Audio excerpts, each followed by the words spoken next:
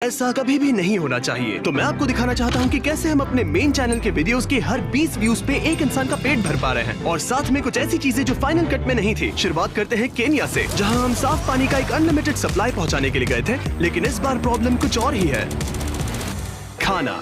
Studies से हमें ये पता चला कि अगर बच्चों को स्कूल में खाना मिले तो उनकी अटेंडेंस 50% तक बढ़ सकती है और उनके एग्जाम स्कोर्स भी 20% तक इंप्रूव हो सकते हैं। अब इसकी वजह से आगे इस वीडियो में मैं ये पूछने निकल पड़ा कि यहाँ खाने की इतनी कमी क्यों है, और जो मैंने जाना उससे मैं दंग रह गया। ये दुनिया की सबसे स्टूपिड प्रॉब्लम है।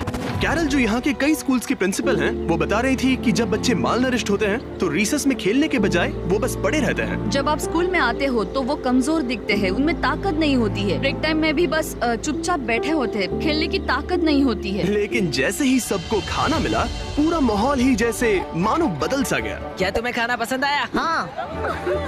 बच्चे हंस रहे थे, इधर उधर दौड़ रहे थे, एक दूसरे के साथ खेल रहे थे। ठीक है, ये सब उसका पीछा कर रहे हैं। मुझे नहीं लगता इन्होंने पहले कभी ड्रोन देखा है। शायद मैंने एक कल्ट बना लिया है। ठीक है, आज शायद केन्या में हमारा तीसरा दिन है। ये एक लो इनकम वाला एरिया है। स्कूल्स की हालत भी कल वाले स्कूल से ज्यादा खराब है। इन बच्चों को स्कूल में खाना नहीं मिलता, तो आज इनकी जिंदगी में बहुत बड़ा बदलाव आने वाला है। इनमें से ज्यादातर बच्चों को कम कैलोरीज मिलती है, लेकिन इसके बाद ये अपने स्कूल में रोज पेट भर के खाना खा पाएंगे। वो ज्यादा सीख पाएंगे, अच्छे से बढ़ पाएंगे और कम बीमार पड़ेंगे, और जरूरी बात यह है कि वो खुश रहेंगे, जो कि हमारी ख्वाहिश है। शुरू करें? ठीक है, मैं एक और स्कूल में आया हूँ जहाँ करीब 500 से ज्यादा बच्चे हैं। दिखाओ सबको। अगली बार मुर्गियों को लात मत मारना। दो। इस स्कूल में 500 से भी ज्यादा बच्चे हैं, सबको दिखाओ।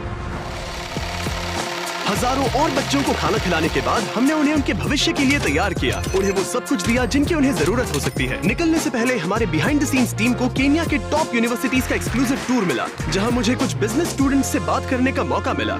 फिलांथ्रोपी और दुनिया को बेहतर बनाने के लिए आपका लॉन्ग टर्म गोल क्या है? तो लॉन्ग टर्म में हमारा एक चॉकलेट का ब्रांड है, फीस्टेबल्स, और मैंने उसके सप्लाई चेन के पीछे थोड़ी रिसर्च की थी। मैं हैरान था क्योंकि उस फार्म में 16 साल के बच्चे काम कर रहे थे, और मैंने सोचा कि ये तो बिल्कुल भी ठीक नहीं है। हमारा मेन ऑब्जेक्टिव ये है कि 10 लाख से भी ज्यादा बच्चे आज भी बाल मजदूरी में फंसे हुए हैं, और हम उन्हें निकालने की पूरी कोशिश कर रहे हैं।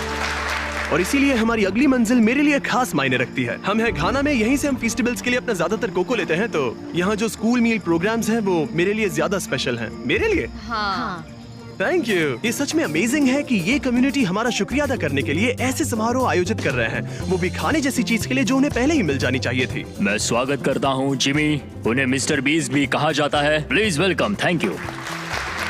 Thank you. जैसा कि मैंने कहा, मैं इस खाने के प्रोग्राम को शुरू करने और इस कम्युनिटी में डेवलपमेंट करवाने के लिए बहुत एक्साइटेड हूँ, और मुझे आप सबके साथ काम करने में बहुत खुशी होगी। मुझे यहाँ बुलाने और इस सम्मान के लिए बहुत बहुत शुक्रिया। ये हमारा पारंपरिक केंते हैं, और हम तुम्हें केंते में लपेटेंगे ताकि हम तुम्हारा सम्मान कर सके। अब हाँ,